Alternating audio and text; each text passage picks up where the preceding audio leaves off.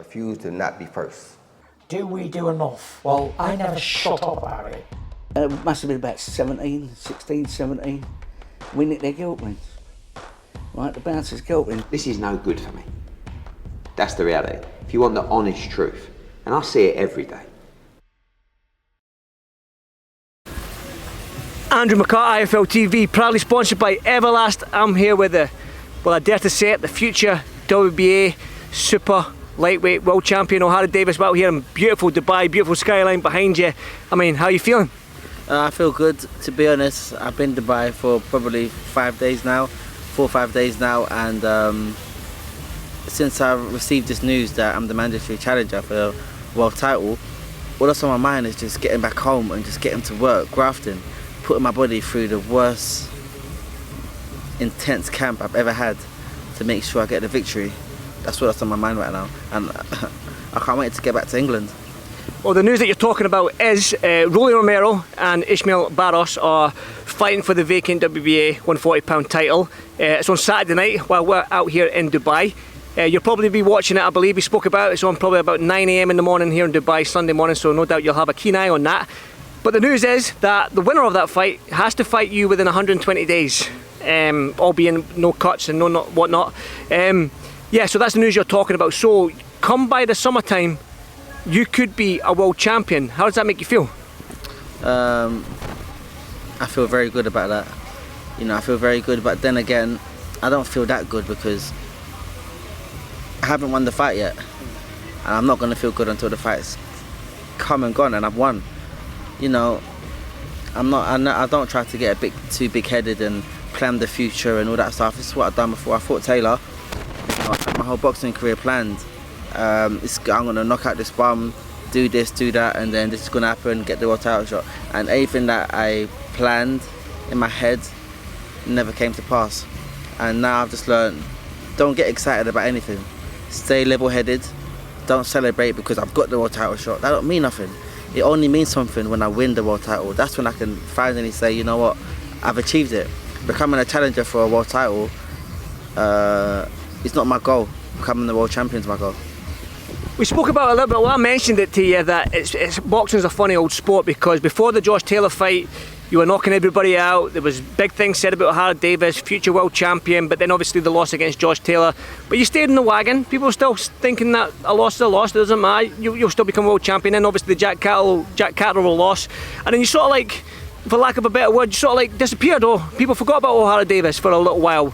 You fought in Dubai a couple of times. You fought on a couple of shows here in the UK. Did you feel a little bit, after those 2 losses, did you feel a little bit, obviously, you said on your own words that Eddie Hearn threw you under the bus as well. Did you feel like you were disrespected after them 2 losses against Jack Catterall and Josh Taylor? After those losses, everyone forgot about me. You know, I was no longer spoken about in the boxing scenery. People thought that I retired. So when I announced the fight, they said, "You still fighting? We thought that you're not boxing no more." And not just that, a lot of my friends, a lot of people that I thought were my friends, a lot of people that was on the OD bandwagon, you know, my childhood friends, they used to phone me all the time and want to hang out with me all the time and celebrate with me, and you know, all of that stuff stopped. It stopped. And now that the world titles, I know, and while that was all going through, I used to celebrate with these guys, I used to speak to them, give them that time of day, give them my energy. And when it all stopped, I was like, wow, like, just like that, my phone don't ring no more. When these people see me, it used to be, "What's up?" I was just like, "You good?" The vibe changed. And you know, I never took it to heart. But I just knew that if and when I get back there, I'm never going to give into the hype. Never let these people get close to me, and stay level-headed. I stay grounded. So like now, whenever a title fight got announced, you know, that I'm the manager, my phone was popping off to this day. It's still popping off, going crazy. I don't text anyone back. I don't phone anyone back. Just me and my small team, Will Jones, my coaches, and you know, my brothers. You know, my small circle. This is how I'm going to be from now on. But yeah, people, they did forget all about me in the boxing scenery. People thought that I retired, and they said it was a matchroom curse. When you leave matchroom, your boxing career is finished, and you know, this happened and this happened. Oh, this done. Now I'm back. I'm back, and I'm coming. You know, I don't want to see all those people that said, OD's finished. I don't want to see these guys jumping on the OD bandwagon. When you see me outside, don't ask me for no picture. Don't ask me for nothing. You leave me alone. You guys didn't believe in me. and now I'm doing this by myself. I believed in me. When no one else believed in me, I believed in me. I don't want no one coming to me saying, we always believed in you, even after you got thrown under the bus, we believed in you. It's all bullshit. No one believed in me, just me and my family. No one else believed in me. And, you know, we're doing this by ourselves, small circle.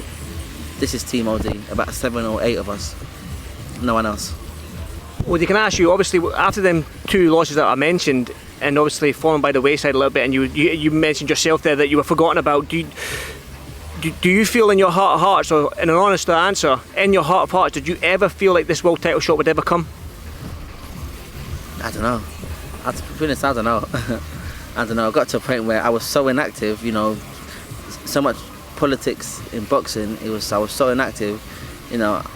I thought, is it ever going to come? I was ranked at number 2 or number 3, or I was ranked high up in the WBA for a number of years now. I was meant to fight Barroso in Dubai. I think 2021, and he pulled out the fight. He made an excuse, I can't get into the country because of my passport.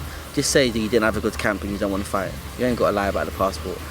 And then, you know, I fought some other guy instead, and he just like, I didn't know where my boxing career was heading. I didn't know, but I knew that I've got the skills and the talent to get to the top, and I know that when I'm focused, I can be a dangerous fighter. And, you know, I thought maybe I picked up my focus too late. Maybe if I was this focused at the start of my boxing career, I would have been a bit more further. And if I didn't say certain stuff over social media, didn't say a few stupid things, maybe I'd be a lot further. But, you know, this is part of learning. It's a part of age, and I was young. Not only young in age, young in experience. I saw the lights, cameras, action, and I was very excited about it. You know, but a lot of fans don't really want to. They don't really want to understand that. They look at you as a dog. He said this. He's a bad person. He said that. He's a prick. Sometimes just understand. This guy's come from a hard life, a hard past. He wasn't raised like some other people were raised. He's, you know, seeing the lights, camera, action, and he's getting a bit too ahead of himself. It happens. But a lot of fans are not forgiving, and, you know, they judge you. I forgot what the question was, but I'm just talking now. Just obviously in your heart, did you ever think that this world title shot would come? Did I think it would come? Probably not. Probably not. But then when the Lewis Ritson fight got announced, I was like, yes, I'm fighting Lewis Ritson now. You know, I win this fight, I get the world title shot. And, you know, that fight came along, and, you know, I weren't happy with the way that they dealt with that fight. They had me as the B-side fighter. I was the one ranked at number 2. Lewis Ritson was ranked at number 6. Why is it Ritson Davis? It should be Davis Ritson. Why is it in Newcastle? It should be in London. Why did they give me a small little room to go and get warmed up in? If you saw the room that I got warmed up in, the room was tiny. There was about 6 of us there. It could just about fit us there. Just about fit the 6 of us there. And so as I'm getting warmed up, I can't even move about. And then I saw in the pictures after the fight of the dressing room that they got changed in. It had beds there, sofa beds there, fucking tables, kettles, TV. It had the whole lot. It had, you know what I mean? It had the whole lot. And, you know, even I didn't trust them. I didn't trust those guys. I remember when he fought against Davis Jr., I think it was, they knew what hotel he was in. Someone set off the fire alarm in the hotel at 3:30 or 4:30 in the morning, and that affected his fight. So what I've done the night before the fight, I went and booked myself another hotel under a different name. I went and slept there in a little budget hotel up in Newcastle somewhere. I didn't trust no one. One thing I did know is that there was no way I was going to lose that fight. I trained so hard for that fight. I said everything can go against me. They can make me the B-side fighter. They can put me in a little room. They can do what they want to do. There ain't no way I'm losing that fight. And I was there to win, and I secured my world title shot. Well, I've almost seemed doom and gloom in this interview, but listen, the future's bright, OD. You've got your world title shot. You're facing the winner of Romero and Ismail Barroso. But so, I said to you, 9 AM Dubai time it's going to be on. You're probably going to watch it. So in your eyes, who wins that one? The future's not bright until I win the world title. But who wins? Probably Rolando. But listen, Ismail Barroso is not someone to be overlooked. You know, I was there when he fought Kevin Mitchell in the York Hall. I think it was. He fought Anthony Corella. He fought a good fight against him. Anthony Corella beat him on experience and on game plan. But when it comes to punching output and some other stuff, Ismail Barroso's not he's not a contender to be overlooked. and he might be coming up to 40 years old, but is he, mate, is he English 40 or was he Mexican 40? They're both different. A lot of English fighters, mate, when they're 40 years old, they be living in a pub, so they age a lot faster. A lot of these Mexican, Venezuelan guys, these guys, they live in the gym. They ain't drinking, they ain't smoking, they live healthy all year round. So you can't compare English 40 to a Venezuelan 40. I don't care what anyone says about his age, he's still a dangerous fighter. And even though I've got Rolly as the favourite, I still know that there's a chance that he could lose the fight, but I expect him to win, and I think it'll be a great build-up, me against Rolly Rolando. You know, I think it'll be a great fight. Obviously, you spoke about how you've got a small team around you. You're more humble nowadays. But with Rolly, do you think he'll bring out a little bit of the old oldie that we saw in the past? And I think that with the way he trash talks and the way he approaches the fight week press conferences and weigh-ins and whatnot, when that does come around, can we see the old oldie? Listen, I'm a different man now. I'm a different man to when I fought Dave Matthews, for example. When I fought Dave Matthews, I was young, inexperienced. I just wanted to be around the hype.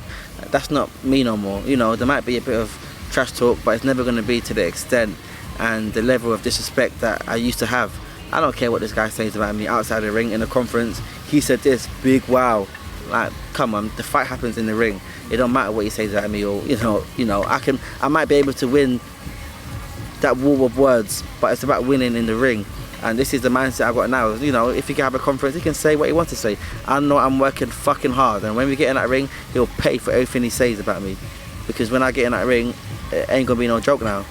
And this is how I used to be. Like when I fought Taylor, I spoke a lot. I spoke more than him. And look what happened in the fight. I got my ass whooped. So it don't matter. All that talking shit don't matter. I might do it for the sake of entertainment, because boxing is entertainment, and the fans like this stuff. So I would do it to a certain level for the sake of entertainment. But in my heart, I don't care about all that talking shit. The real fight happens in the ring, and he'll get smoked. One final one for me, because I'm getting bitten like shit here from the mosquitoes. Obviously, we've mentioned the Jack Carroll and Josh Taylor. You win this world title, the Regis Prograis are out there. The Josh Taylor rematch is there, the Jack Carroll rematch is there, Teofimo Lopez is there. There's big names, and you'll have a target on your back with these big names. The 140-pound division is a dangerous division to be in right now, and you'll have that target on your back, like I said. Are you excited about that? What comes to mind when I say that you've got a target on your back with all these big names will be gunning for you?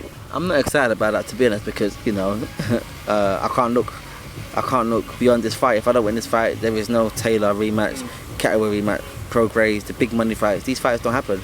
Just like when I fought Taylor, like I said earlier, I had my whole boxing career planned. From that fight, I've learned I'm never doing that again. Before I fought Lewis Ritzer, and everyone saying it's a final eliminator, blah, blah. All I knew is it's a fight. I didn't even care about the final eliminator. Listen, all I know was the fight. If I don't win this fight, the fact that it was a final eliminator doesn't mean anything if I don't win the fight. So the only focus needs to be on getting the win. And just for this fight, as far as I'm concerned, it's my last fight. As far as I'm concerned, just like when I fought Ritson, as far as I was concerned, that fight was my last fight. As far as I was concerned, I was never going to fight again. It was my last camp. When I was on that track and I've done my last 800 meters, as far as I'm concerned, I'll never have to do it again. It's my last one, and I'm coming into the same mindset in this next camp. This camp's my last camp. After this fight, I'll win the fight, and then I'll see what the future holds. But I need to win the fight. That's my only aim, just to get the win. To be honest with you, sitting here talking to you on this lovely Dubai night, you seem to have got I'm going to be honest with you, a very, very mature head on your shoulders now, which is good to see. You are more humble. Probably a small part of me would like to see the old OD back at some stage, but you never know. We might see him if Rolly Romero starts his trash talking. But until then, listen, good to speak to you again. On the other hand, guess what? I'm getting Dubai residency soon. Yeah. Isn't it lovely? The background in Dubai, the weather, the energy, the vibe. I love the weather, I love the energy, I love the vibe. I'm looking. What's wrong with English weather? Nah, English weather's too cold for me. I was born and raised there, and Dubai is the safest country in the world. The people here, I just feel really good when I'm here. The only thing I can't do here, I can't do training camp here because there's a bit too many distractions. There's beach parties and the pool parties and the women. It's much more easier to get distracted. Sparring as well, you might not get the sparring that you need out here. And main thing, my coach is based in London, it's based in England, so I've got to be in England for camps, but I'm looking to get residency in Dubai and to live here when I'm not in camp, and when my boxing career is done, this is really where I want to be. And my boxing and me getting this next win is going to help me achieve that. Good stuff. Listen, OD, absolute pleasure. No doubt I'll see you over the weekend and over this week in Dubai, but let's go and join everybody else that's behind us enjoying some cocktails and lemonade and some strawberry ice cream. So let's go and enjoy them, man. And listen, well done on getting that title fight, man, and good luck when it comes. Thank you very much. Cheers, OD. Thank you, brother.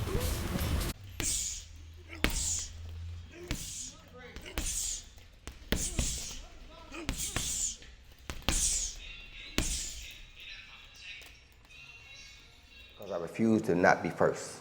Do we do enough? Well, I never shut up about it. It must have been about 16, 17.